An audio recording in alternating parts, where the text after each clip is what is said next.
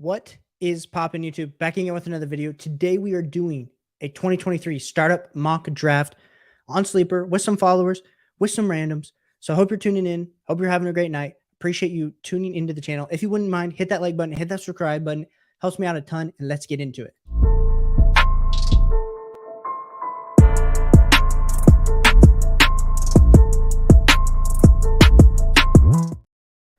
So we are currently about to get started here on this mock draft. And let me say this, if you are watching and you haven't joined, oh, just kidding. We're all full. So we're going to be randoming this out. So we're going to randomize the draft order.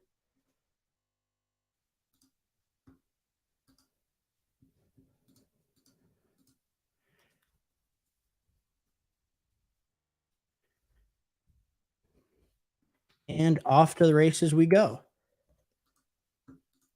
So appreciate everyone for tuning in here tonight. Appreciate it. Let me know if you're in the chat, if you're watching. Let's go. Like I said, we're doing this Dynasty startup mock draft. And we got my brother on the clock first. So let me know how you're doing tonight in the chat. If this is your first time on the channel, hit that like button, hit that subscribe button. It helps me out a ton. And yeah, let's get it. Been putting out content each and every day. We're trying, rookie content, buy low content, sell high content. And so I appreciate everyone being here.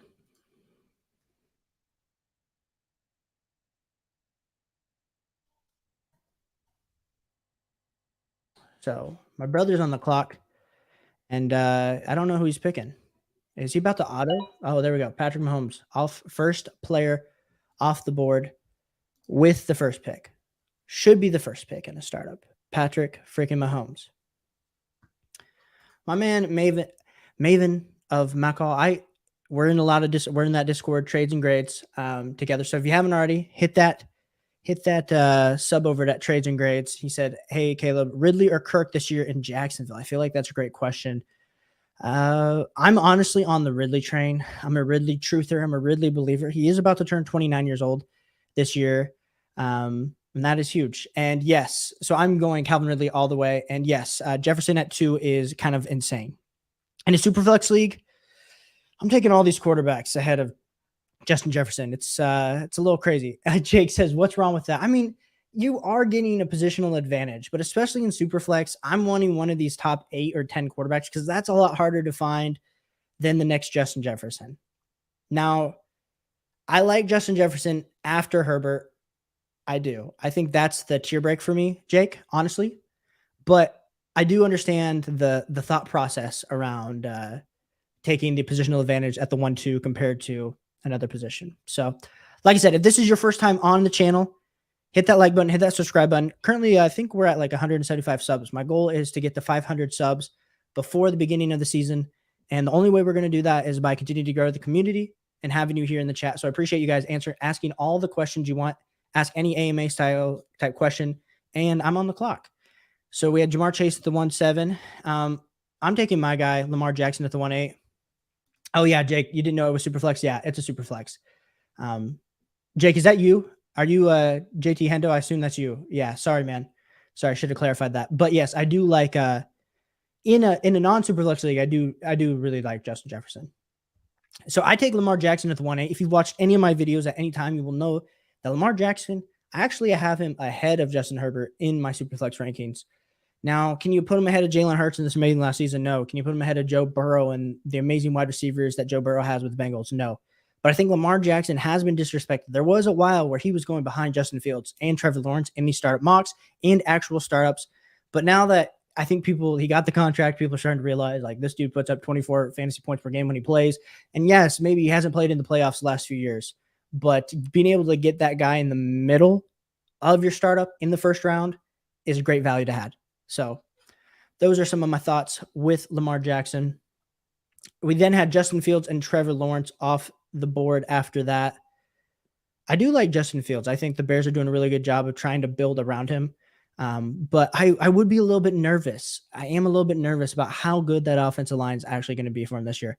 We got our man Astalis 10 on the clock.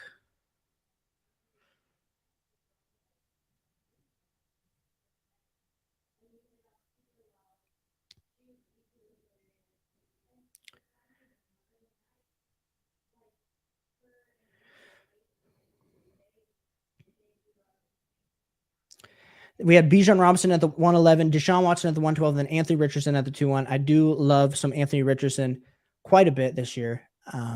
But taking him ahead of Kyler, let me know. Are you taking Kyler or Anthony Richardson ahead at, I know the 2-1. I feel like a lot of people are going to say Anthony Richardson just because of the hype, but I feel like a lot of people are disrespecting Kyler. And I know there's the injury, but Anthony Richardson hasn't proven anything.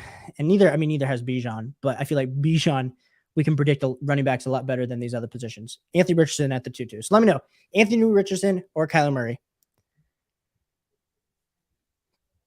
And like I said, if this is your first time tuning into the channel, appreciate you being here. Hit that like button, hit that subscribe button. Even if you are a returner and you have subbed, hit that like button. Helps me out a ton.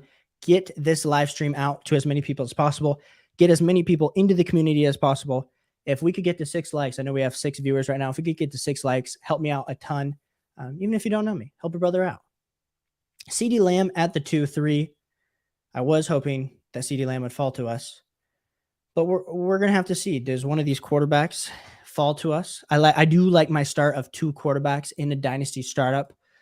CeeDee Lamb would have fallen to me. I think that definitely would have been an option, but I have a pretty big tier break between my wide receiver 3, between a CeeDee Lamb and like my wide receiver 4, which would be AJ Brown. My wide receiver 5 is Garrett Wilson. We'll be putting out another video. Can't give you guys all the sauce yet, but we'll see what Steve Mack goes. He goes Waddle here.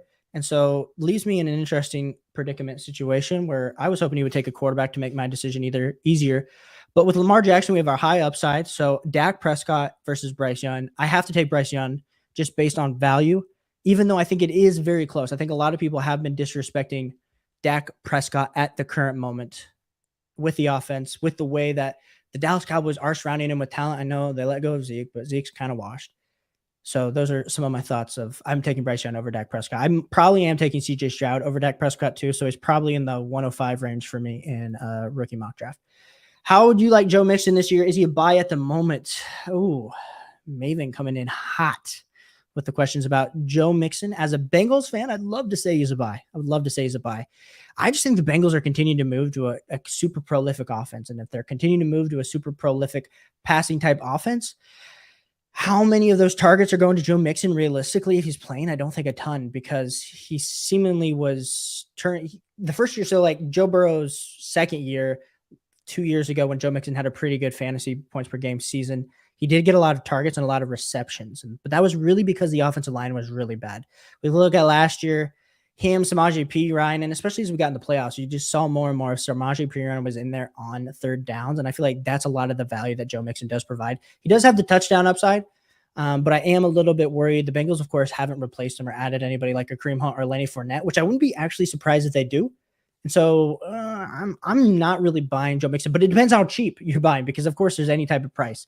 Maybe if someone said, hey, I'll give you 205 to 207 for Joe Mixon, or that's what you would have to pay to get Joe Mixon, like I could get on board with that if you're a contender, but I don't think those are necessarily the prices that are happening. So after I drafted Bryce Young, we had Jahmyr Gibbs at the 2-6. Jahmyr Gibbs, my man, flying up the boards. RB2 in this mock draft.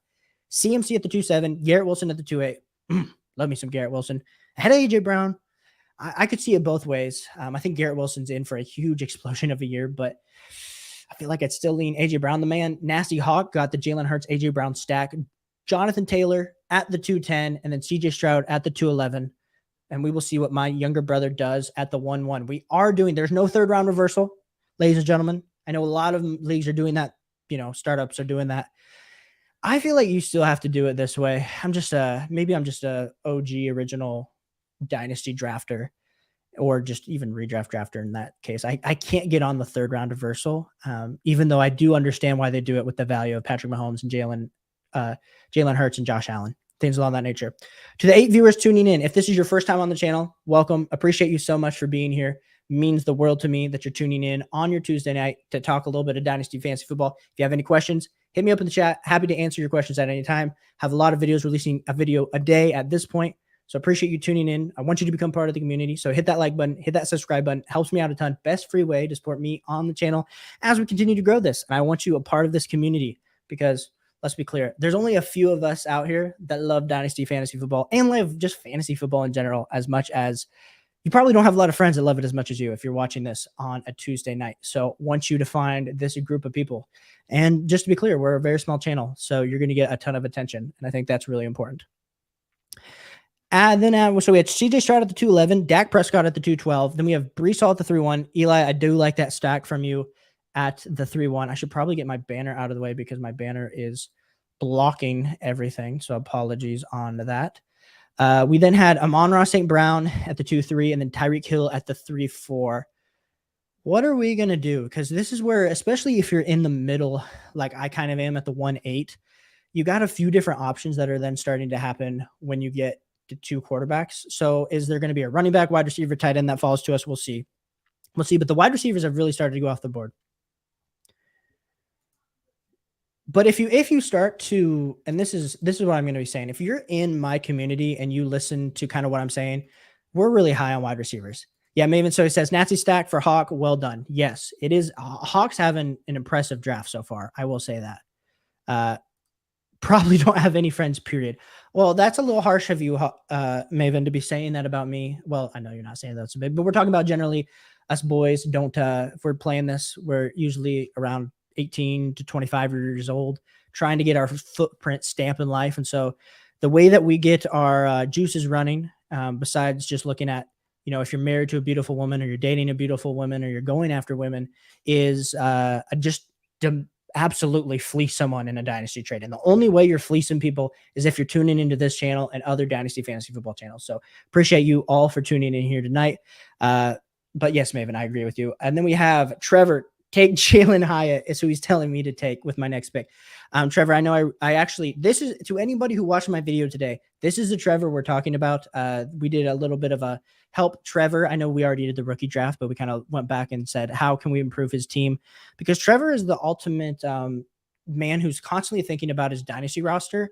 Oh, TJ, please don't auto. Oh, we saved an auto. I'm going to talk through this. He's kind of the player that is constantly deciding, is he rebuilding or contending? And he thinks about it so much, he flips in his mind so consistently. And so, Trevor, appreciate you having you in this community and enjoying. So I'm on the clock here at the 3-8. We're looking at wide receiver. Someone like a JSN would be someone I'd be interested in. We're not looking at any running backs. Tight ends are on the board. So we could go completely compete now. But I'm one of those sickos that still has faith in Kyle Pitts at the 3-8. And I think having an advantage, a positional advantage of Kyle Pitts, as much as we've seen the last 2 years, it just has freaking sucked. All the metrics scream that he's about to turn into a freaking monster. I mean, if he was a wide receiver his rookie year, he'd be a lot higher in the dynasty rankings. And I'm getting a little scared. I'm getting a little scared. And the boys are popping off in the chat about me talking about beautiful women, thinking I'm going to get canceled, thinking about my wife's about to come running in here, screaming at me. Jordan, Trevor, please comment in the YouTube out for the YouTube algorithm. Don't be commenting in the sleeper app, man. Come on, help a brother out. But yes, in regards to Kyle Pitts, boys, be behind Kyle Pitts. Go buy Kyle Pitts right now. I don't care if you have to overpay. The fact that he was going in the middle of second round startups, and now he's going in the middle of the third. Come on. And here's Maven contributing to me, helping me out in the fact that narrow target tree in Atlanta, need Raylor, get the job done. Yes. I mean, I have people telling me I have a roster that has Kyle Pitts, Drake London, and Bijan Robinson. And people are like, oh my goodness, you have so many weapons in the Atlanta Falcons offense. Why are you doing that? They're like, you need to trade, get out. It's not like they're the Kansas City Chiefs. And I'm like, to be completely fair, they're not the Kansas City Chiefs. But I have literally the three best weapons in the offense, and eventually they're going to have to get a quarterback. That's my thought. It doesn't matter if it's Ritter this year or next year they get Caleb Williams or get Drake May, or they sign an actual competent, even if they got like a Derek Carr or Ryan Tannehill level, all those guys to the moon. So I'm in on the Atlanta Falcons offense. It just might not happen this year. But if we're playing Dynasty, Kyle Pitts at the 3-8 feels like great value. Trevor, I'm buying all of these rookies. Trevor, I didn't see who did you take? Oh, you mean like all the rookies? Yeah. Take all the rookies. Let them. Ain't about Pitts, is about Ritter. Yes, 100%. And the thing is, I think just to see the upgrade in value of what Drake London did with Ritter last year, even when it wasn't necessarily the best of circumstances, because of course Kyle Pitts is out and they're just funneling the ball to Drake London, I think it's enough to warrant what's about to occur for Kyle Pitts. So after I draft Kyle Pitts, we have Devontae Smith, JSN. I lean JSN over Devontae Smith, but I know that's a little hot takey. Saquon Barkley at the 3-11. My man, is going heavy RB. Cooper Kupp at the 312. Trey Lance at the 4-1. What are you guys doing with Trey Lance? Holy moly. Trey Lance. There's a lot to be said about Trey Lance. Stephon Diggs at the 4-2, and then Daniel Jones at the 4-3. Daniel Jones has just been shooting up boards. Just been absolutely shooting up boards. So that's definitely something to be said. To any of you guys watching right now, hit that like button. Please. I know you all are commenting. Helps me out a ton. But hit that like button. And if you're new to the channel, hit that subscribe button. Helps me out a ton as we're continuing to grow this channel. Trevor says, I think the Falcons will be too good to get Caleb Williams recommended. Yeah, sadly, Bijan Robinson's probably going to carry them to at least 6 wins. Lance's toast is what Maven is saying. We're back on the board. So we got some options. Do we do it? Do we do it, ladies and gentlemen? I think we do. We take Drake London. We're going ultimate. We're doing what people have told us not to do. Don't take 2 weapons in the same offense. But I just told you enough about why I was in on Drake London and Kyle Pitts. So we are taking both. And Trevor says he's going to comment where he wants to comment. And we got, the chat they're doing that on purpose so they can try to roast me, thinking they're in here watching, but they're going to try to roast me in the sleeper chat. So boys, I am ignoring you. I'm ignoring you. If you are having a great Tuesday night, it is May 9th. We are heading into summer. Weather is getting warmer outside. If you wouldn't mind, hit that like button, hit that subscribe button. We want you on this channel. If you're watching the replay, we appreciate you as well. Drake London at the 4-5. Whew. Jordan Addison at the 4-6. Wow, that is spicy. Spicy. Now, granted, I understand once you kind of get in this range of wide receivers, there's not a whole lot of great options unless you're trying to compete and go win now. But the fact of the matter is we're about to watch Maven just have Devontae. Well, probably not. Jordo's probably going to take Devontae Adams here and is just going to go absolutely win now. Because this is where Devontae Adams has been falling in these startups. He's been going anywhere between the 4-6 to the 4-10 I've been seeing. And if you have loaded up, like I think the ultimate cheat code sometimes is if you're trying to win it all. And if you're playing for money, like if you can win that first year and then sell everybody off, like sometimes that is the way to go. If you can get in the 3rd round, you go Travis Kelce. So let's say you got Patrick Mahomes and then at the 3-1, I know this is way early for Kelce and like no one's taking him. Like he still hasn't gone. But the fact is if Kelce makes it all the way back to 4-12 to Eli, I'm freaking going to flip my crap because this man's about to have the ultimate win now roster with the Mahomes Kelce stack. I don't care that Kelce's 34 years old, about to turn 35. Give that man, if he has 2 more years of just top 2 tight end production, especially if we're playing in like a tight end premium league, like game over. Game over, y'all. Appreciate everyone for tuning in. If this is your first time in the stream on the channel, welcome. Put out a video today doing a rookie mock draft. Trevor, who's in the chat, we redid his team. So go check that out after the stream and hit that like button. But even more importantly, hit that sub button. We want you in the community. And we want to continue answering all your questions in the chat because we're small. And since we're small, it means I get to all your questions. Since I get to all your questions, you have unlimited access to me. Since you have unlimited access to me, that means I get to talk fantasy football all day long, Dynasty fantasy football all day long. And like we were addressing earlier, a lot of us don't have friends. So let's become friends. So by you becoming friends with me, and like, you know how like in high school, you used to have like a dap or you had like a handshake. I guess that wasn't even high school. Clearly I wasn't cool in high school, but in junior high, you used to have that dap up. Like the way we dap up here on YouTube, so hit that subscribe button. Okay. So after I drafted Drake London, we had Jordan Addison, which we just hopped on. We had Josh Jacobs at the 4-7. Devontae Adams went at the 4-8. Maven, I'm so glad you took Devontae Adams. Travis Etienne at the 4-9. Mark Andrews, which you should be taking him ahead of Travis Kelce, but holy moly, my man's about to get... No, Eli, if you don't take Travis Kelce right here, come on. Come on, boy. Oh, he did it. He did it. Woo, he got the stack. He got the stack. Let's go, boys. Woo, juicy. Juicy. And then Najee Harris at the 5-1. Najee Harris is an interesting buy for me. Understanding the fact that he's 25 years old, which to a lot of people, that's crazy. But yeah, whew. That team, we're looking well now. Najee Harris has your RB2. What was I saying? Oh, Maven says, how many leagues are you in, Caleb? I'll be completely honest. I'm not in enough.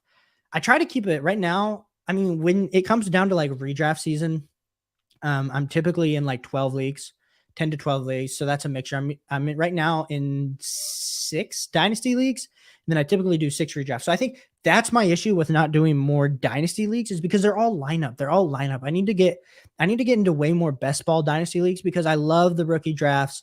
I can't commit to setting my lineups and being like good on waivers. I feel like that's like the underrated good part about dynasty is if you can like hit on one, like you can hit on a Damian Pierce on waivers, which I know he was going in the second round of startups, but some people didn't even draft him. Or I can't even remember, like 2 years ago, there was someone on waivers that popped off, but I feel like I can't be consistent enough in that way, which maybe is not an excuse, but with this YouTube channel, we are planning on starting up a bunch of startups in the near future. So like I said, if you want to be a part of it, hit that like button, hit that subscribe button. We are still, we're trying to grow this channel. And to be honest, we're trying to get to 180 subs tonight. That was my goal, boys. That was my goal. So hit that like button, hit that subscribe button to help me get there. After we had Najee Harris, we had Damian Pierce, Russell Wilson, Quentin Johnson, Austin Eckler, and Michael Pittman go off the board. We are about to be back on the clock. Trevor said, I had to take Mark over Travis for the age. Yes. I mean, I understand that. Oh, yeah, James Robinson. That's who I was trying to. Thank you, Trevor. You read my mind. Travis Etienne. Not Travis Etienne. James Robinson 2 years ago. So, boys, any questions, any pressing trades that are in your inbox, any startups that you have, anything interesting happening in your life to address while we draft Don Kincaid at the 5'7". Holy. Woof. That's early.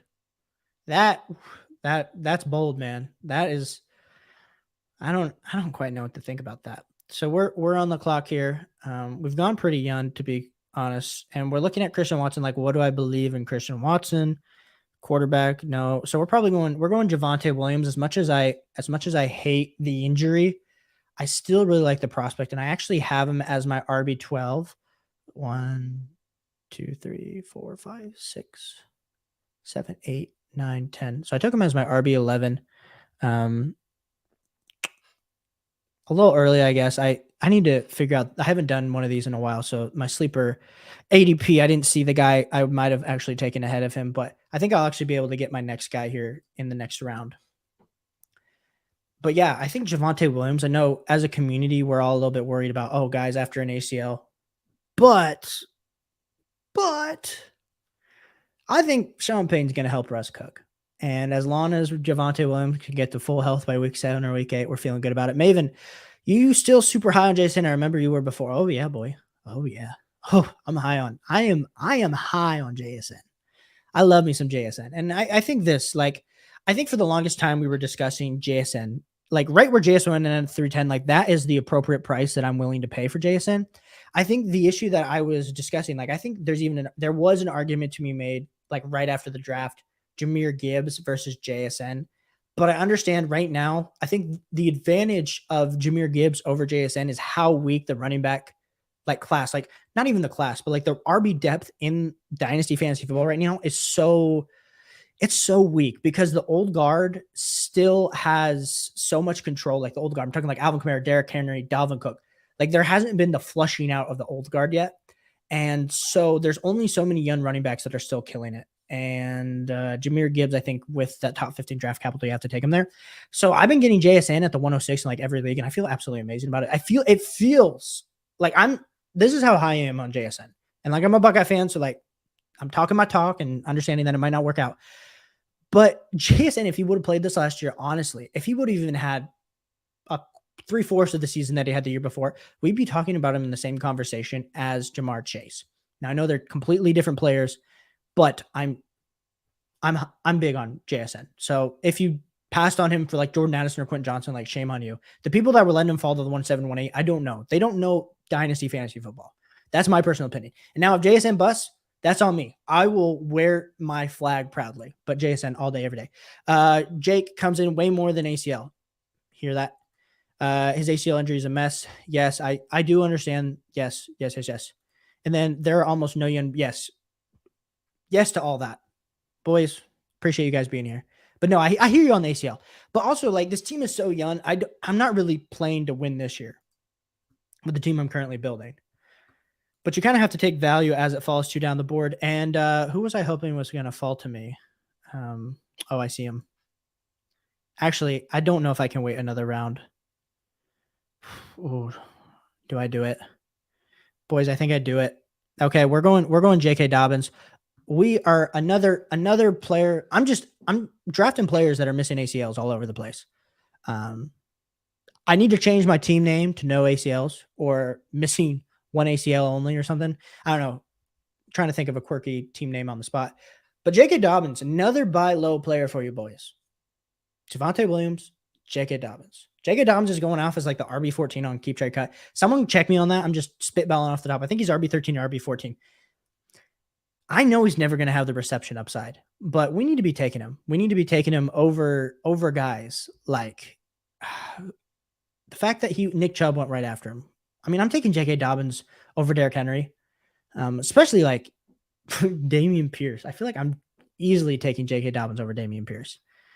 And I think there's a argument to be made that J.K. Dobbins and Najee Harris, that's close. Now, I know I said I like the Najee Harris pick. I did. I do. But J.K. Dobbins, very underrated. Man, let's go back to the sleeper chat. Let's see what people are saying. Oh,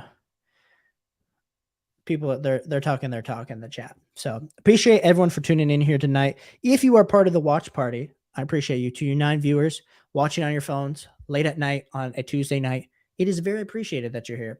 Even if this is your first time on the channel, we welcome you. We roll out the red carpet and we say, hit that subscribe button, hit that like button, and check out the video from today. Honestly, guys, this is bold. I know I've only been making content for a little bit now, but we're approaching my 100th video. And I honestly feel like my content today is the best stuff I'm putting out each and every day. And I know this isn't my full-time gig yet. Maybe it'll never be. Maybe it'll only be my part-time, but I'm serious. I really, really, really, really want to provide amazing value for each and every one of you, even if you're in leagues with me. And so that you don't get fleeced by me and you know what players I like. And so we can always make deals, because if you know who I like and you like someone on my team, there's always room to talk. So after I drafted J.K. Dobbins, let's get back to the Dynasty mock draft. Let's get control of this thing, Caleb. We have Nick Chubb off the board, Jerry Jeudy, Tony Pollard, Ramondre Stevenson, Deebo Samuel, Hollywood Brown, Chris Godwin, and Calvin Ridley. We got to scroll this bad boy down. So let's talk about this for a second. Deebo Samuel at the 6'10" definitely does feel like people aren't taking him because of the age, the injury risks, but that's great value there for my man Trevor at the 6'10". I am a little bit nervous about Hollywood. I would be taking Chris Godwin over Hollywood Brown. Calvin Ridley at the 7'1". My brother's going complete win out. Aaron Rodgers at the 7'2". Whew. Isaiah Pacheco at the 7'3". Yikes. Yikes. Yikes. Trevor. Taking Isaiah Pacheco over guys like DeAndre Swift, Joe Mixon, Dalvin Cook. Man, I'm taking all those guys over at Pacheco because honestly, it's still all of these running backs are a year to year for me. I know I'm on the clock, but Maven says, what's the video about today?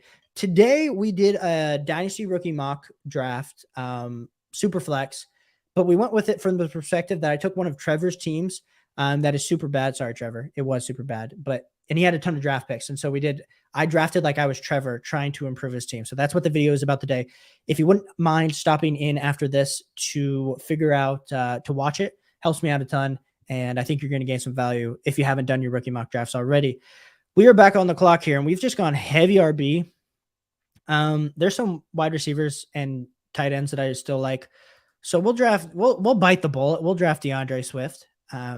Maybe we're going more win now than I thought, but to be able to get DeAndre Swift at the 7-8, especially after the recent influx in value that he got from the Eagles, I made a video about how we need to be selling him because I've been seeing DeAndre Swift go right behind J.K. Dobbins and Nick Chubb, like in that range, ahead of Tony Pollard. He's going in the 6th round. I've said, guys, we got to sell him because his value went from being absolutely dead in one day to being resurrected. It was freaking Jesus Christ.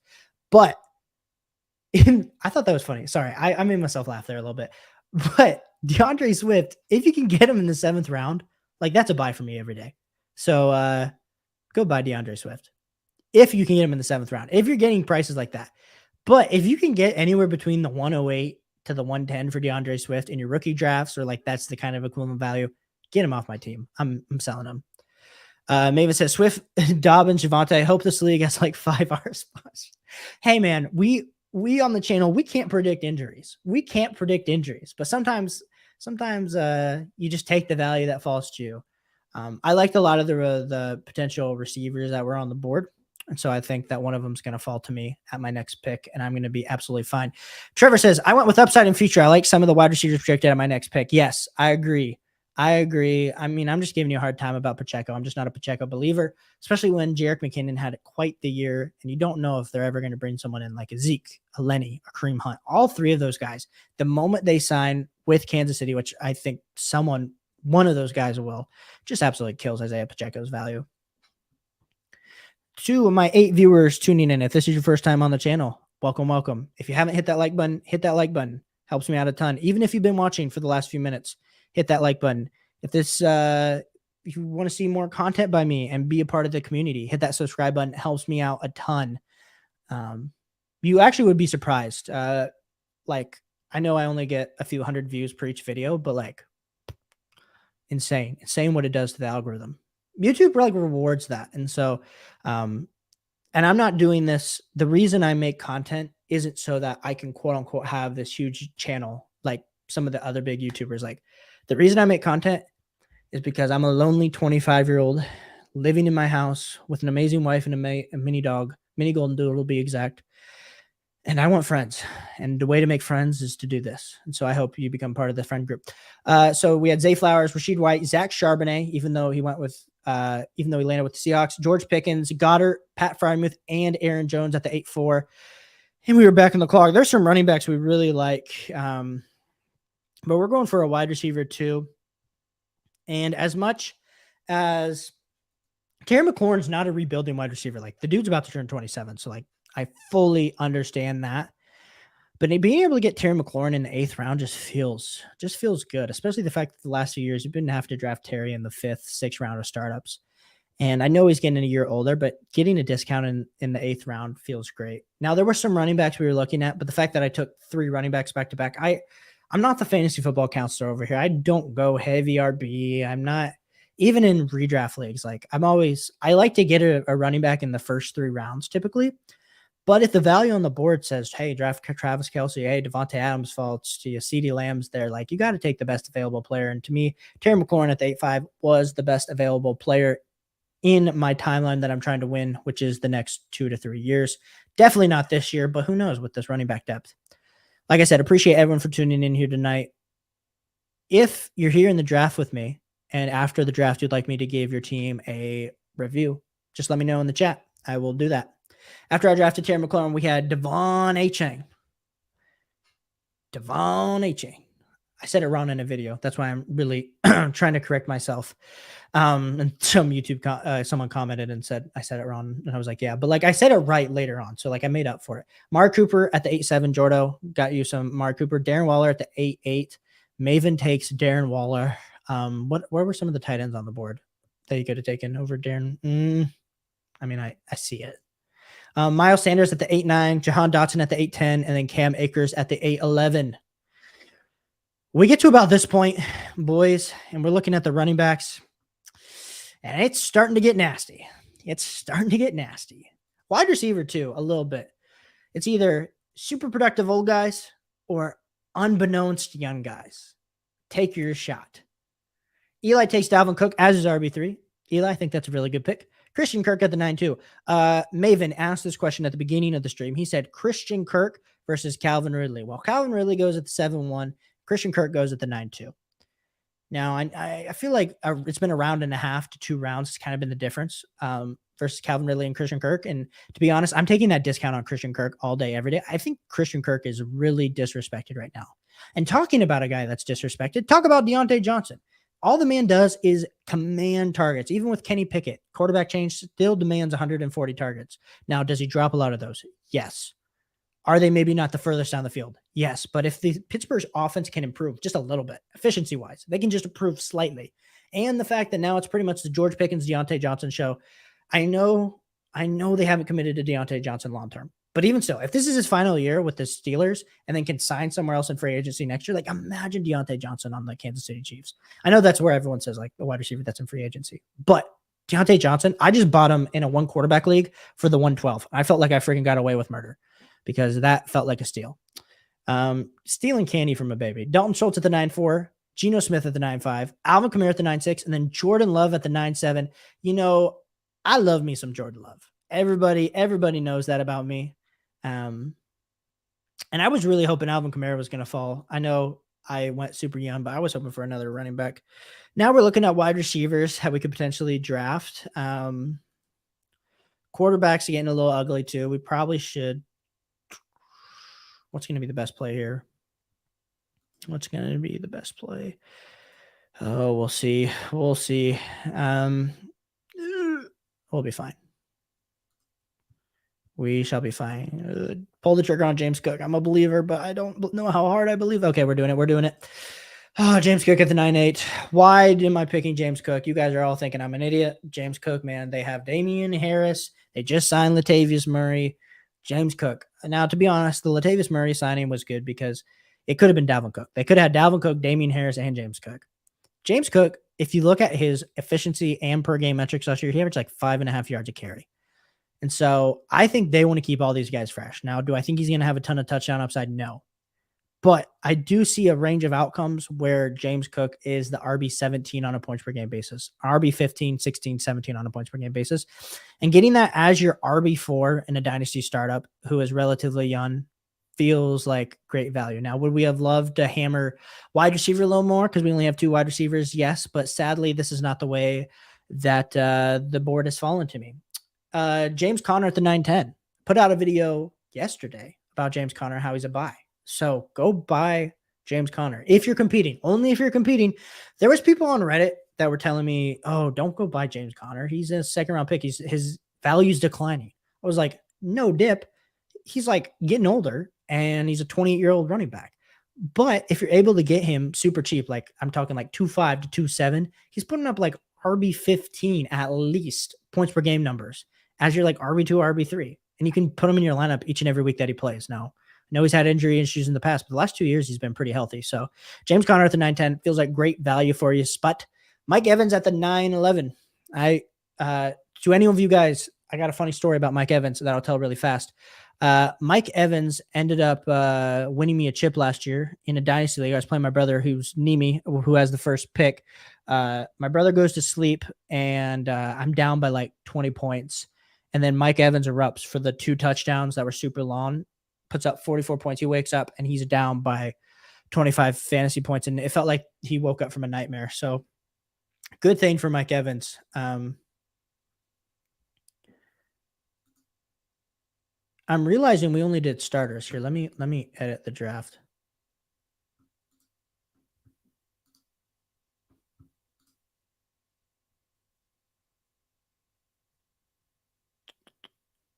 I'm adding.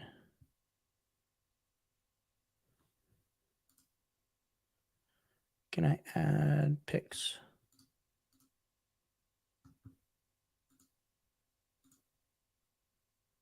Am I on the board?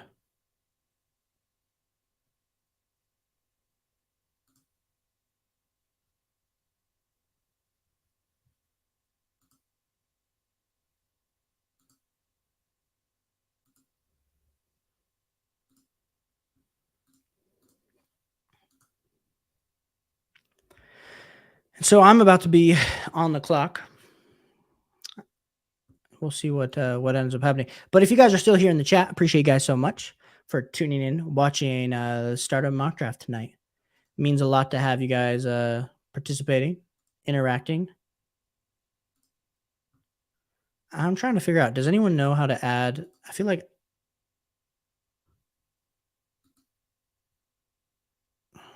I added all that. But like, why did the rounds not change? Maybe I'm tripping here. Let me reload. Oh, there we go. There we go. Perfect. We are on the board at the 10-5. We need wide receivers super bad. So we're looking Keenan Allen old, Mike Williams old. So they're not going to fit our timeline of when we need them to perform. There's some guys lower that we like. We could go running back again. We do need a quick QB3. I think we're going to just bite the bullet. Nope. Nope, we see our no, we're biting the bullet. Mm, we'll take Keenan Allen at the 10-5. We need some solid wide receiver production. Yes. Is he a 1-year play? Is he a 2-year play? Yes. Is he gonna be a middling wide receiver 2 for us? Yes. But being able to get that in the 10th round feels like great value. I was debating him or Mike Williams, but honestly, if you tell me the next 2 years who you prefer, I feel like most of us, as much as we think Mike Williams has a ton of upside, we probably do lean Keenan Allen. So let me know in the chat if you're still watching. Are you leaning Keenan Allen or are you leaning Mike Williams?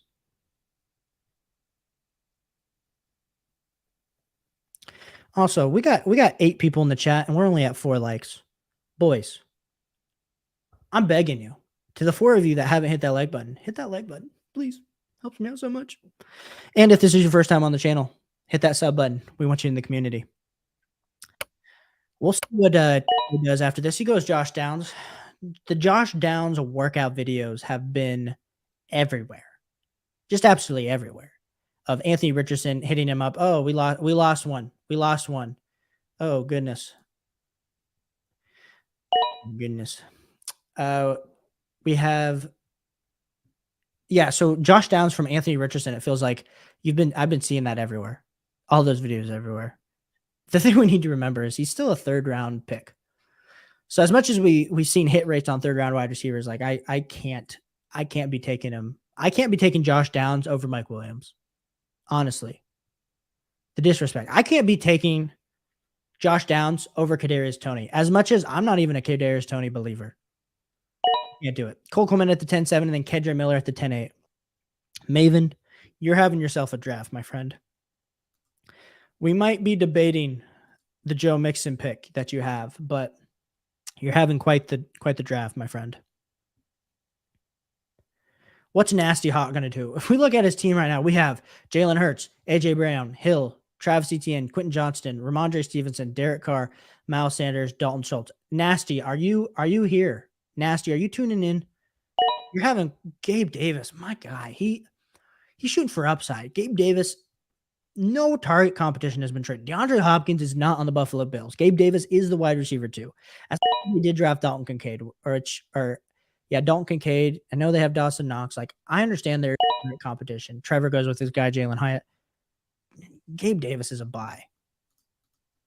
We got to ask. I don't know. He hasn't responded. So, is Nasty. Let's see.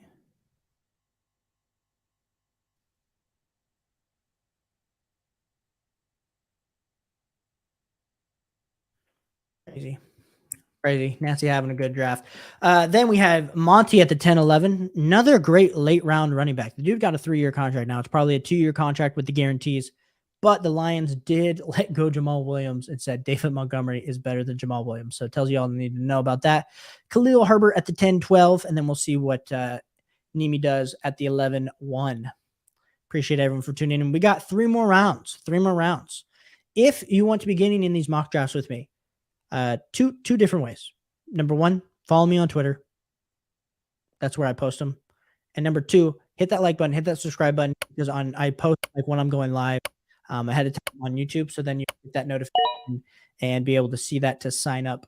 And then, you can come hang out and draft with me, which I think would be really fun. Desmond Ridder at the 11-1. Bold move, Cotton. That's a brotherly move. He's taking Desmond Ridder over Mac Jones, Matt Stafford, Jimmy G, Ryan Tannehill. At this point, I don't know how we can look at Desmond Ridder and say that he's the long-term answer for the Atlanta Falcons. I know we were talking earlier about the fact, Maven's saying he loves the Ridder pick. He's just sticking it to me. And I understand, like, as long as he can get the ball to these weapons, like, he should be fine. But it's kind of the same way that the GMs are talking, like, when they come into a franchise and they say, how do you feel about quarterback? I forget which GM said it a few years ago. And it was like, what do you think about this quarterback? And it was like, well, he's not Patrick Mahomes. And I feel like everyone realizes that to beat those guys, you got to get somebody that's relatively the same. And I just, as much as Desmond Ridder can be a great pocket passer in the NFL, like, what's his ceiling? Like, Desmond Ridder's ceiling, honestly, is Geno Smith. Like, I think that's his ceiling. And that's not going to be enough for the Atlanta Falcons to win a Super Bowl, which I know is their It's their whole goal. That's why they're drafting all these weapons. And so I think they're going to see what Desmond Ridder does, but I also think that's not why they've addressed the position, because I think they're kind of building the whole team around and like, let's go get our quarterback last, kind of like the New York Jets blueprint, which I think could be very beneficial for Desmond Ridder. Tyler Algier at the 11 too. He's going to be a handcuff. He's a high value handcuff, that's for sure. Johnson at the 11-3. Trevor, you knew he wasn't going to get back to you. That's why you drafted Roshan. G Rice at the 11-4. Matt Stafford at the 11-5. Maven, you were reading my mind. Mike Williams at the 11-6. We were thinking about Matty Stafford. We were. I'll give you that. Tajay Spears at the 11-7. I do love some Tajay Spears, even though he has no ACLs. We'll run it. So do I take Jimmy G as a contract or Ryan Tannehill? I lean Ryan Tannehill, Jimmy G, knowing that he did get that big extension from the Raiders, and the Raiders are never super. Even if somehow they have a bad season, I don't think they're going to be in range to get a Caleb Bloom or Drake May. Maybe they bring in like a Quinn Ewers or someone like that next year in the draft. Will be cool, but I don't think that's enough to say that I can't foresee Jimmy G starting for the next 2 years, which is enough to make me take him as my QB3 in the 11th round. Marvin Mims at the 11-9 and friggin' Elijah Moore at the 11-10. Oh, man. I was hoping no one was seeing Elijah Moore slip down the board. I was thinking about taking a stab at Elijah Moore if he fell back to me at the 12-5, but he did not. So Elijah Moore off the board. To everyone watching currently right now, appreciate you all for tuning in here tonight. If this is your first time on the channel, hit that like button, hit that subscribe button. Means the world to me. Support the channel. Other videos that I'm putting out. We're doing live streams constantly. We're doing actual videos that you can watch on your own free time that are not scheduled and late at night. We want you a part of this community. I need a friend. You need a friend. So let's become friends. At the 11-11, we had Kadarius Toney then off the board. Kadarius Toney, the man who's supposed to replace Tyreek Hill. Now, I know the Kansas City Chiefs are all about Kadarius Toney and how he's going to eventually play this year if he fully takes on that Tyreek Hill. I know they've been saying, oh, he's like Tyreek Hill and he's going to take that full thing, but it's just really hard to me to really understand how Patrick Mahomes this last year was so efficient with not having Tyreek Hill. I think that was an amazing part of itself. And so, I mean, getting him at the 11-11 feels great, but I just feel like the Kansas City Chiefs are looking for that actual alpha. I think Kadarius Toney, the ceiling is going to be the wide receiver 2. I mean, Travis Kelce is the wide receiver 1 in the Kansas City Chiefs offense, like we all know. Come on. I think even as Travis Kelce gets older, they're going to be looking for another option. Evan Ingram at the 11-12. That was a player that I had been viewing that he had fallen. I actually just made a trade with Jordo9497 a few days ago. I gave my Evan Ingram share away.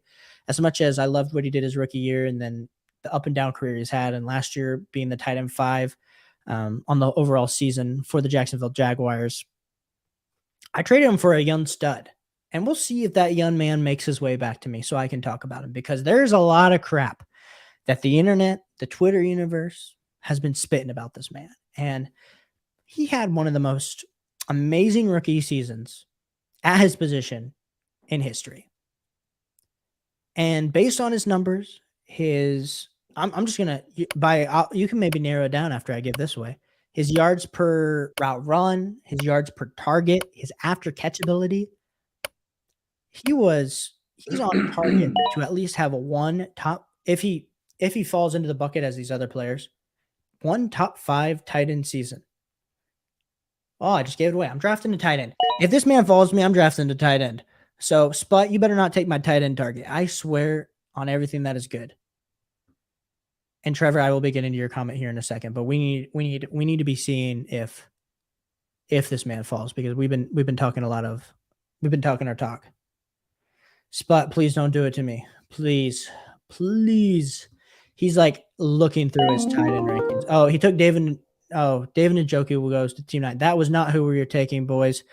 We are taking our man, Greg Dulcich. Sean Payton has not given raving reviews about Greg Dulcich, and a lot of people are like, oh my gosh, Greg Dulcich, what's going to happen to him? Boys, go get Greg Dulcich as your tight end too. He is, the fact that like Freiermuth's going in the 8th round is insane to me when you can get Greg Dulcich in the 12th. Like, I view them the same. Both in with weapons on the outside, with inefficient quarterbacks. And yes, Greg Dulcich, they did add Adam Trotman, but that's not enough to make me get off the Greg Dulcich train. Come on, boys. Come on. Go send out some offers. Middling seconds. I would, if you want to argue with me, yeah, I'm taking Michael Mayer over Greg Dulcich. Cool. I'm taking Sam Laporte over Greg Dulcich. Cool. But when you start to get into the territory of like the Tucker Crafts of the world, those type of tight ends, like the Darnell Washingtons, like go see if you can offer that pickup for Greg Dulcich. You might be able to get it done. Trevor says, where do you think about Amon-Ra St. Brown? Where do I think about him? Typically in dynasty drafts is typically where I think about him. But most of the time when I'm thinking about him, I think he's going in kind of the right range. I mean, I'm definitely not taking Garrett. I'm taking him behind Garrett Wilson and AJ Brown. I think an argument to be made. I'm not as high on Waddle as some others. Like I'm taking Garrett Wilson and AJ Brown over Waddle. I think you could have a really great discussion about Waddle, Amon-Ra St. Brown, and Tyreek Hill in like the rankings. I'm probably taking Amon-Ra St. Brown just based on the targets that he's been getting each and every year. But that's kind of what I'm thinking about, at least with Amon-Ra St. Brown. Trevor, let me know if that's what you were thinking. And I got some comments that I'm missing. Noah, appreciate you being in here tonight, my man. Mike Williams is basically free. Is essentially what's happening. Mike Williams is essentially free.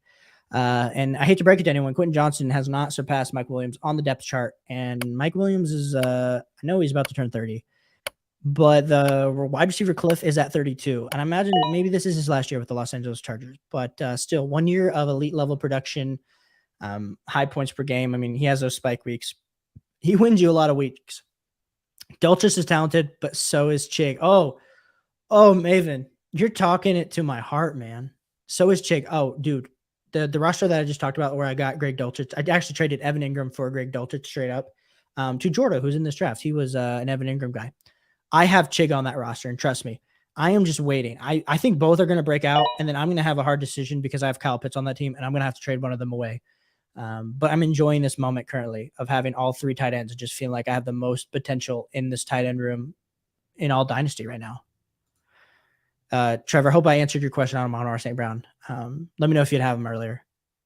Waddle overrated his whole career. You know what? He had that. There was that. They went up to the Miami Dolphins were playing in Lambeau Field, and Waddle, like all the Miami Dolphins players are like dressed up like in their winter coats. And when Waddle had that like 50-yard catch in the fantasy playoffs, like I was so happy because he had like such a down game that whole game, and I'd started him in redraft in a lot of spots in best ball leagues, and I was like, oh, man, he saved me. But no, I agree. I think a lot of people are like, oh man, once Tyreek Hill leaves, Waddle's going to get all the targets. But it's like, what's that offense going to look like without Tyreek Hill? Yes, Waddle had a good year, his rookie year, like target wise, but I'm still taking Amon-Ra St. Brown over him. I'm still probably taking Tyreek Hill over Waddle, even in dynasty leagues. But I could understand why you would take Waddle. But if you have Waddle, when you draft Waddle as like your wide receiver 1 in dynasty, honestly, do you feel great? Like I wouldn't feel awesome about it. Maven says Ingram for Dulcich is a smash for you. Well, Jordo's in this chat right now. Jordo, the chat's saying I smashed you, bro. I fleeced you, straight up fleeced. Felt good, man. Felt good. But I also know he also had a bunch of good tight ends too. I mean, it's tight end premium league, so we're all hoarding the tight ends. No, Mike Williams will start the season at 28, by the way, which just makes his discount even better. You know, I must have been wrong. I was thinking he was getting, but is he going to be 29 by the beginning of the season? Man, I've been making too many graphics on these wide receivers, so you're probably right. I know you're right because you just looked it up, but no excuse on my part. I'm providing bad content to my community. If this is your first time on the channel, hit that like button, hit that subscribe button. That's the way that you're going to find out when I'm doing these drafts. Go to Twitter, follow me on Twitter as well. You're going to see all of my rankings, all my tweets. But then if you subscribe on Twitter, you're going to see when I'm going live. And when you see I'm going live, I usually put the sleeper link in my description. I always put the sleeper link in my description. So then you're going to be able to join these drafts with me, which is going to be huge. I appreciate you getting in here, helping me out. Maven's out, bro. Maven, do you want me to grade your team before you hop out? Let me know in the thing. After I was talking, so we had Chig at the 12-8. Maybe that's why Maven was saying that. Mac Jones at the 12-8. Sam Laporta, Juju, Lockett, MT, Irv Smith, some random quarterback Trevor drafted. Williams, Bisbee, Howell, McBride, and I am on the clock. And we're gonna take our shot here. Cortland Sutton's an interesting late round, flyer. There's some running backs that we could honestly take a shot on. Oh man, who do I want? We'll take Cortland Sutton. Why not? Essentially free. That's crazy. The fact that Cortland Sutton was going in like the 7th round of startups last year and now is going in the 13th round tells you how bad of a season Cortland Sutton had. But yeah, that's insane that he's going that late. Like I said, appreciate everyone for tuning in here tonight. After this, go watch some of the content. I put out a video today actually helping Trevor redo his team in a rookie draft. Yesterday, I put out why you should be buying James Conner. The day before that, I talked about why you should be selling DeAndre Swift. So go check out those videos. It helps me out a ton on the algorithm. And I want you in this community. I want you guys to be tuning in here tonight. If you guys are in the draft, let me know if you want me to review your team. I'll walk through your team in the comments. Then we had, after I drafted Cortland Sutton, we had Elijah Mitchell, Chase Brown, Luke Musgrave, and Zeke Elliott off the board. Maven said, I'm still here. Yeah, take your grade after the show. Cool. So we got Maven on the board here tonight. We had Joe Burrow at the 1-5.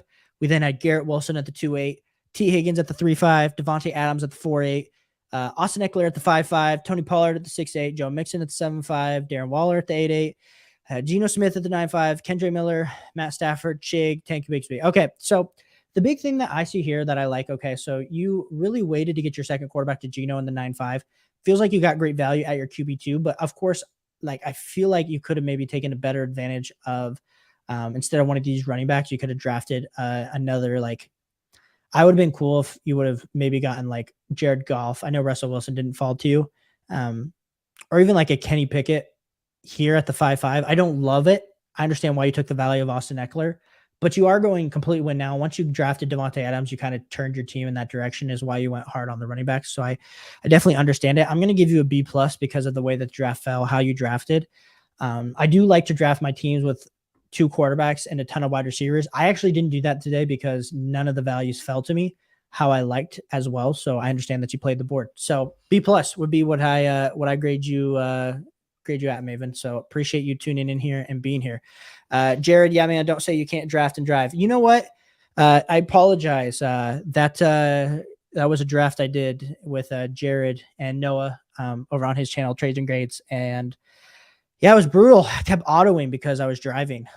The wife kept telling me to get off my phone. She just heard that and is saying that's not true. I don't know. Sleeper notifications were not popping off for me. So that's what was happening. So like I said, appreciate everyone for tuning in here tonight. Anybody else here in the chat that wants me to do a quick little review of their team? I could do my brother, I could do Jordan, Trevor. I don't know if any of you guys are still here in the live. Let me know. And like I said, if this is your first time on the channel, hit that like button, hit that subscribe button. It helps me out a ton. And we're going to be doing a lot more of these. I want you in here with me, commenting with me, engaging with me, asking me all your Dynasty questions because we're trying to get you better.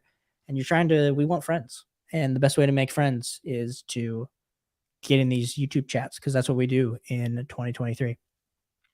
Anybody else want me to review their team? You know what? I'll give myself a grade while I wait for people to wait. Jake says, how's my team, Jake? I'll quickly do you. So Jake, to be fair with Jake, he did not know it was a super flex league. And so we were all making fun of him for Justin Jefferson at the 1-2. And Jake's over here like, bro, like I got the best player. But he drafted, he got Justin Jefferson at the 1-2, CJ Stroud at the 2-11, Ken Walker at the 3-2, TJ Hawkinson at the 4-11, Damian Pierce at the 5-2, Hollywood Brown at the 6-11, Aaron Rodgers at 7-2, Cam Akers, Christian Kirk, David Montgomery, Tyler Algier, Juju Smith, and Irv Smith. So my big thing with you, Jake, is, okay, so I'm going to give you a pass for taking Justin Jefferson. The pass that I'm not going to give you is drafting Ken Walker to 3-2. Now, you might be higher on Ken Walker than I am, but the fact is that's where he was going pre-Zach Charbonnet. And now that Zach Charbonnet went there, I just don't know. Also, Jared, are you sput? Let me know which one you are. So Ken Walker 3-2, I think that's where a question mark of mine happens. I do like the TJ Hawkinson pick. And then we have the Damian Pierce pick also like kind of made me feel a little uneasy as your RB2 because like I don't feel great about your running backs and you spent 2 picks in the top 5 rounds on them. Now, I do like Hollywood Brown at 6'11". I understand why you took Aaron Rodgers. You were going with a high upside quarterback. Now he's probably only going to play a year or two. So that would be the risk that I have with Aaron Rodgers. But then Cam Akers at the 8'11", Christian Kirk, David Montgomery, those 3 picks back to back were really good. Tyler Algier, Juju Smith-Schuster, and then Irv Smith. So Jake, honestly, I'm giving you a B. But bro, like if you would have taken Josh Allen on this team, if we sub out Justin Jefferson and you put in Josh Allen, and then you don't take Dameon Pierce, and maybe you take a wide receiver and then take another running back where Aaron Rodgers is, I feel like your team's like a B+, A-. So that's not your fault. But Jared's asking me to review his team. Trevor, I don't even know Jarrett Guantano. I'm probably sleeping. I'm clearly sleeping because I'm not over here. So we're looking at Jared's team. So he drafted Trevor Lawrence at the 110, which, to be fair, Trevor Lawrence has been going a lot earlier in startups. So the fact that you're able to get him at the 110 feels great. CeeDee Lamb at the 2-3, huge CeeDee Lamb truther, believer, lover. Jackson Smith and Jigba at the 310. Jared, you're going right to my heart with JSN pick at the 310. Daniel Jones at the 4-3. And this is where I like it. So you just kept taking the best value available, because I was looking at Christian Watson as well. I was hoping he was going to fall to me. He didn't end up falling to me. So you got him at the 5'10". And then Kenny Pickett at the 6'3". You did not let the fact that you already had 2 quarterbacks cloud your vision from taking the best value on the board. And the fact of the matter is, there could be a serious argument that if Kenny Pickett has a good year this year, that Kenny Pickett actually will be in that Daniel Jones. So he could be in the mid 4th to late 4th range next year. I don't think Kenny Pickett's ever going to be a 3rd or 2nd round startup pick. And if that happens, come back to this video, come back to my channel, comment on it, call me out on it. But I think Kenny Pickett's going to be a super safe quarterback, and especially with how the quarterback landscape is in Dynasty currently right now, just based on the fact that he's a safer quarterback, you could see him slide into that QB 11 to QB 13 range, especially now that the fact that Will Levis was not a first-round pick. Then Zay Flowers at the 7'10", Pat Freiermuth at the 8'3". I think I talked about how I would have preferred to wait on tight end a little bit once you kind of get to this Pat Freiermuth range. But if you're a believer because you have the Kenny Pickett stack, now you got the Kenny Pickett, Freiermuth, little small Steeler stack there, then you go right to my heart. You get James Conner at the 9-10. You get AJ Dillon at the 10-3. You get Elijah Moore at the 11-10. Jared, I feel like you watch my channel. You're buying all the players that I'm just absolutely in love with. Sky Moore at the 12-3 feels like great value. And then Chase Brown, surprise, surprise, might be the most electric guy for the Bengals. If Noah's still in here, he's an Illinois fan, and he knows how good Chase Brown is. So, Jared, good draft, man. Good draft. I'm giving you an A-. The Freiermuth pick would have put it at a solid A if it wasn't Freiermuth, but I also understand you might be a Steelers fan, and you might be higher on Freiermuth if that's the case. But yeah, I'm going to review. I know Jordan's still watching, so I'm going to review Jordan's team. But if you're in here and you haven't already, hit that like button, hit that subscribe button. It helps me out a ton. We're trying to get to 180 subs as quick as possible. So we're 2 away. So you would help me out a ton by doing that. Jordan drafted Justin Herbert at the 1-8. Oh, no, at the 1-6. Gee, many crickets. I can't read. CMC at the 2-7. Ooh. CMC over Jonathan Taylor, as much as I love me some CMC, and you could argue that both are competitive options, I'm probably still taking Jonathan Taylor over CMC. Tua at the 3-8, good value on Tua. I feel like he's very undervalued. You can't really trade a lot for him in like rookie drafts. Like you're not trading Tua for, like the 104, 105. But getting him in the 3rd, like as your second quarterback feels great. Josh Jacobs at the 4-7. Michael Pittman, this is when you went heavy, you kind of followed the strategy that we like to do and just absolutely hammered receiver. You went Pittman, Judy, Burks, Amari Cooper. Now, I know we just pulled off a massive deal. Me and him the other day, I traded Treylon Burks to him, and he gave me a 24 first. Now, I am a Treylon Burks believer, but I feel like sometimes for that price, I ended up leveraging that into a huge trade for Jamar Chase, that first. But I do like Treylon Burks. I actually like Treylon Burks a little bit better than Jerry Jeudy. I think we just keep projecting Jerry Jeudy to continue to go up and get better value. Amari Cooper at the 8-7, Alvin Kamara at the 9-6, Cole Kmet at the 10-7, Mike Williams at the 11-6, Antonio Gibson at the 12-7, and then Sam Howell at the 13-6. I feel like that this is just a very good draft. And so we're looking. Jordan, you're my friend, bro. You're my friend. I want to say A-, B+, A-. You're like right there on the fringe. You're right there on the fringe. Great draft there, Jordan. And my boy TJ stopping in. TJ, if this is your first time on the channel, bro, hit that like button, hit that subscribe button, bro. I want you on the channel, dude. It was fun. It's fun drafting with you. TJ goes Jamar Chase. Like I just said, I just traded for him this week. So I love me some Jamar Chase at the 1-7. Now I will say, you just might have a different philosophy in drafting. I don't know if you knew that this is a super flex league. So we're a little bit worried about your quarterbacks overall, bro. I don't know if you didn't know. I assumed you figured out. Maybe you just draft late round quarterbacks, but I would have taken Lamar Jackson over Jamar Chase. Like I'm taking Lamar Jackson and Justin Fields and Trevor Lawrence all over Jamar Chase. And maybe that's wrong because Jamar Chase gets you 20 fantasy points per game. But I feel like the longevity, you could argue that maybe he has the same longevity as Lamar Jackson and Justin Fields because he is 23. But I'm taking those quarterbacks, especially in a super flex league, over Jamar Chase. Then we had Jahmyr Gibbs at the 2-6. I'll be completely honest. I've been in a lot of mocks. And I know he's pushed up this high. I just still can't get over the fact that Jahmyr Gibbs is going in the mid-second. Like, Jahmyr Gibbs over CJ Stroud in a super flex league, even Dak Prescott feels a little rich, but a lot of people did it, so can't blame you about that. Chris Olave at the 3-7 as an as an ex-Ohio State Buckeye that Chris Olave has, he's always got love in my heart. Put up a great rookie season. I think the fact that he put up those numbers with Andy Dalton throwing the ball most of the year only means that as Derek Carr comes into the offense, we're feeling really great about that. So again, with 3-7, great value. Jordan Addison at the 4-6, another great value. The part that I questioned was the Dalton Kincaid at the 5-7. I feel like you could have definitely waited on tight end because I hear you. I mean, Dalton Kincaid is definitely a first round rookie pick. He's going anywhere between 110 to 112. But there was definitely some other value on the board that I would have preferred for you.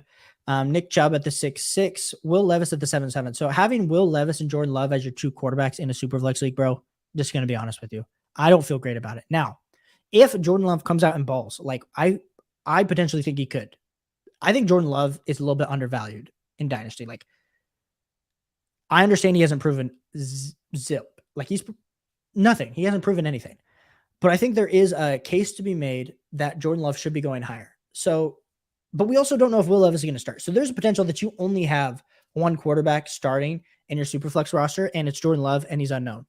So that would be a worry with your team for me, man. But the fact that you got Devon Achane at the 8-6, you got Josh Downs at the 10-6, you did take some good value. If we keep going down, Tajay Spears, Donovan Peoples-Jones, Trey McBride, like, I'm a little bit worried about your depth. You got some top-end wide receivers, but you don't. I feel like you're really banking on Jahmyr Gibbs being an absolute stud, top 5 running back this year, and praying that Will Levis starts for the Tennessee Titans, which I don't think he's going to do. I think Ryan Tannehill is going to be the starter there. So I would be a little bit nervous about your team, bro. I mean, I'm an honest evaluator. I'm in sales. That's my full-time job. So I'm going to give you a solid B. Like, we're not talking plus, we're not talking minus. We're just giving you a B. But I want you in more mocks, bro. So hit that sub button because next time you draft with us, we're going to get you to take one of those quarterbacks a little bit earlier. And if we substitute that quarterback, and let's say you put another position player where you took Will Levis, your team's going to be golden, bro. Team's going to be golden, even though we're a little bit unsure about the Jahmyr Gibbs pick. But youth-wise, if you did this on purpose, like where you drafted this team and you're like, bro, I'm going for Caleb Williams, I'm going for Drake May, like in the startup, like, I would see it and understand it. I'm just a little bit worried if you're kind of on the fringe with that Nick Chubb pick of like trying to act like you're contending, but you're probably not. So those are my thoughts for you, TJ. Let me know if that helped. Let me know if that's something that you agree with or you disagree with. But yeah, appreciate everyone for tuning in here tonight. Anyone else want some advice? Anyone else have any questions that they can that they want given to them? Because I'm here. We're looking at like ending this in 3 minutes, but we have 7 people still in here hanging out. So, I know my brother's in here, so let's grade my brother's trade or my brother's draft really quick. How is he? How is he learning? How is he learning from the old? His older brother. So he goes with Patrick Mahomes, Dak Prescott. We love that start, Eli. We love that start. Breece Hall at the 3-1, Travis Kelce at the 4-12. We were all hyping him up. The Patrick Mahomes, Travis Kelce stack in the 4th round, at the end of the 4th round, feels great. Najee Harris at the 5-1 also feels great. Then you have 0 wide receivers, so you absolutely hammer You hammer wide receivers. So you go Chris Godwin, Calvin Ridley, Hopkins at the 8-12. Now, the thing I will admit is we were talking about Calvin Ridley in the 7th versus Christian Kirk in the 9th. Like, I do like the Christian Kirk in the 9th of value, but you did hammer wide receivers hard. So you knew you were competing. You were building a competing team. Kind of once you went to Travis Kelce, you knew I need guys that are going to produce instantly. So appreciate that for you. Dalvin Cook as your RB3 on a contending team feels good as well, as much as we don't know where he's landing up. Khalil Herbert at the 10-12. And I'm a huge Roshan Johnson believer, but I still think he's going to be Khalil Herbert's going to get a ton of work. Desmond Ridder at the 11-1. You did that literally just to shaft me because you heard me say that. And then Tyler Lockett at the 12-12. JSN isn't stealing all the targets in the Seattle Seahawks wide receiver room. And then MT, what's the potential that he has there? Whoever drafted Swift, hey, shout out to Kevin for being here. Kevin on the Devi Royale, the fantasy football guys, go follow him on Twitter. He's got massive following, coolest dude. Appreciate him so much for all the advice he's ever given me and continues to give. Dude's father, teacher, content creator. So appreciate that. Yeah, who ended up drafting Swift? I should probably go back. It was in the it was me. I forgot I drafted him, Kevin. And to be completely fair, the main reason I drafted him was because there was amazing value. I know I said that you should sell DeAndre Swift. And then I'm like biting my words because I'm drafting him. But drafting him at the 7-8, it feels like when DeAndre Swift, when you're getting him, I mean, I've seen in startups, he's going in the back end of the 5th, early 6th. And that's where I'm saying, okay, like I'm trading out of that. Like the value of that has been revived. But once you get to like the middle of the 2nd to the end of the 2nd, like I'm taking Swift over Rashad White, Zach Charbonnet. Like when Isaiah Pacheco is going ahead of DeAndre Swift, like, come on. You know how it is. Shout out Adam being here in the chat, boys. If this is your first time in the chat, and or Adam, I know you're a sub. I think you're a sub. So if you're not a sub, hit that sub button. But I think you have commented before, so I appreciate you being back here, bro. Thoughts on Cam Akers this year? I think the thing with Cam Akers is he's the starter. The Rams offense looked terrible last year. And I know that's because Matt Stafford and Cooper Kupp are both hurt. But what's honestly the realistic ceiling of the Rams offense? They really haven't addressed the offensive line too hard. They let go of Allen Robinson, who didn't do anything for them last year. And right now we're looking at like Ben Sharonik and Puka Nuka. Is that how you say his name? I literally just said it off the top. It's getting late here. It's 10:21. As they're like wide receiver 2, wide receiver 3. I'm just hesitant. Like, how many goal line carries is Cam Akers actually going to get this year? And since we don't know what the offensive efficiency is going to be looking like, and the fact that they took Zach Evans, I know Zach Evans got drafted super late, but I think there is a real case to be made that Zach Evans could definitely steal some work. Like, Zach Evans does remind me a lot of Darrell Henderson. And there was those days where we were like, what the heck is happening? Sean McVay is throwing out Henderson out there because he's taking all the work, taking all the touchdowns. And I think there could be a case that Zach Evans could do the exact same thing. Now, Cam Akers did start to look a lot more explosive. We haven't seen a running back just absolutely crush it after an Achilles injury. I know he's had a few good games, but we're still a lot to be said. I'm more concerned. I'm not concerned about Cam Akers necessarily the player as much as Cam Akers' surroundings. And that's why I feel like his dynasty value, of course, has taken this big dip. And especially with Cam Akers, he's on a year-to-year basis right now. So the fact that Cam Akers, like I would be taking Miles Sanders ahead, like there's a lot of these guys, but I'm probably taking Dalvin Cook ahead of Cam Akers. But I do think the case to be made between like James Cook and Cam Akers is kind of where I get on the dynasty ranking spectrum, Adam. So let me know if if you agree with me at all. Is that what you think of Cam Akers, or are you a bigger believer than me? Because some people love Cam Akers. Like, I mean, granted, I had him right after his rookie season. I had Cam Akers up there. I had him as my like RB3 in Dynasty. And this is actually a funny story. I was on a family trip to Michigan, and one of my buddies, I had him in a few leagues. One of my buddies was huge on Cam Akers, and I traded him Cam Akers. This is the summer. Trade him after his rookie season. So I traded him Cam Akers for AJ Brown straight up. And everyone like was like, oh, what a great deal for this other guy. Next week, Cam Akers tears his Achilles. So I'm not saying I knew anything. So I apologize to all of you Cam Akers sharehold owners that were debating and struggling with that. But goodness gracious, that felt like I saw into the future and I made it. And that's when like when you make a move like that and you're like, you look at your league mates and you're like, yeah, I'm just better than you, but really just luck's on your side. Adam, I'm not a huge believer, just looking to add depth at my RB spot. Oh, Adam, of course, bro. If you can get Cam Akers as your RB3, your RB4, it just depends on what are you trying to trade for Cam Akers? What are pieces on your team that you're thinking about trading? Because I'd love to give you a little bit more insight. But I mean, if we're looking like where you went now, like, I mean, I am not trading Jahan Dotson straight up for Cam Akers. Just bluntly saying that. The fact that Jahan Dotson also fell that far. I took Terry McLaurin over him, but yeah, no, 100%. Not trading away Jahan Dotson. But like, if you can trade any of these guys, like if you have Christian Kirk or Deontay Johnson, as much as I love them, but you need some RB depth, like feel free to ship those guys off for Cam Akers. You could probably even be able to look a little bit farther down the line. Like if you had like Michael Mayer's going at like the 112 to 202 range, which I think is kind of where Cam Akers is valued currently. Adam, you also have your eye on J.K. Dobbins, my man. If you weren't here earlier in the stream, I apologize, but you missed a whole segment where I talked all about my love of J.K. Dobbins and how J.K. Dobbins is constantly like undervalued. And I know last year he tore his, he was coming off that ACL tear, and so he didn't look explosive and the long runs weren't there. But I mean, we all know the dynasty running backs the year after the ACL isn't great. And I know I took Javonte Williams and J.K. Dobbins here in this draft, boys. I understand what I did to myself, but the same thing can be said. I know he's never going to get the receptions. J.K. Dobbins is never going to be a top 5 dynasty running back that we were hoping. But can J.K. Dobbins be a top 10, top 12 dynasty running back? Yes, he can.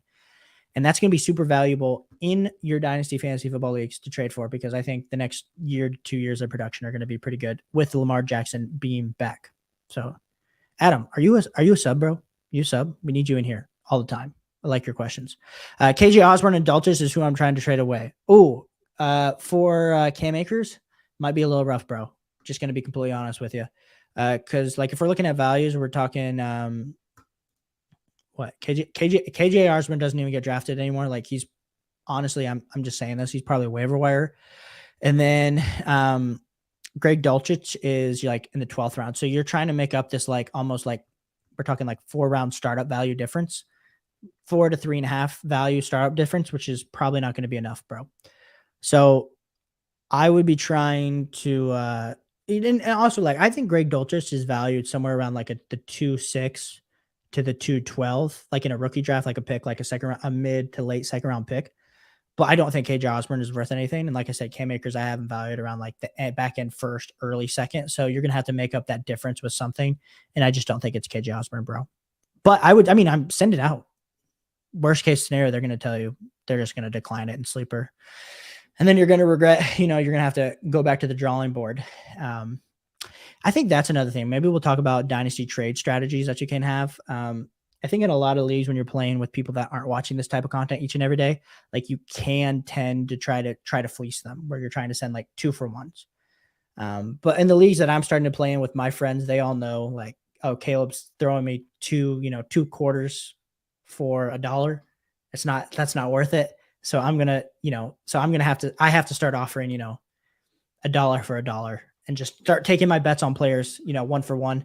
But if you're playing in leagues where you can do stuff like that, where you can throw, 3 quarters for $1, like do that each and every day, because especially like in a lot of dynasty leagues, like a lot of leagues, like I watch a lot of channels that like Destination Devy and Scott Connor and Dynasty Trades in 5, and a lot of channels I know probably a lot of you too are tuning into on a nightly basis, where they're talking with people that are like that really love Dynasty fantasy football, but are in like start 12, start 13 type rosters, or even IDP and all these like really crazy extra like Dynasty gamer mentality, leagues.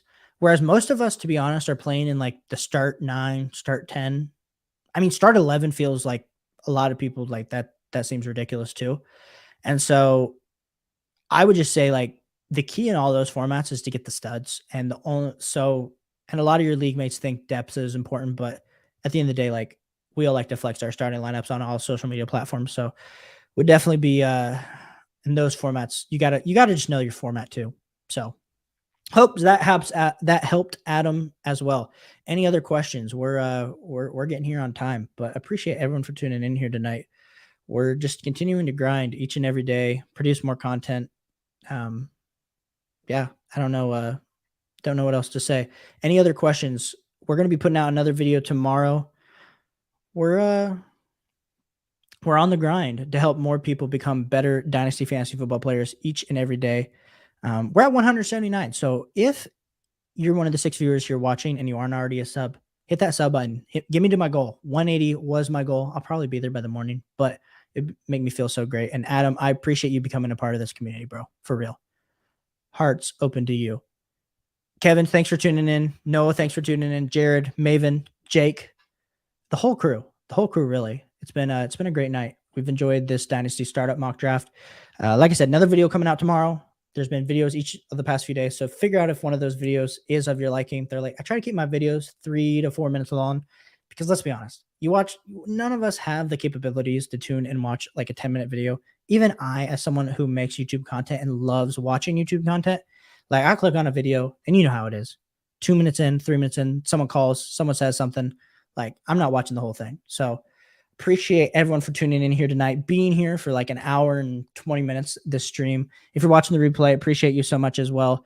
And I will catch you guys on the flip side. Let me know. Final call. Last call for questions. Maven out here. Thanks, Caleb. Had fun. No, Maven, we'll get you in more of these, bro.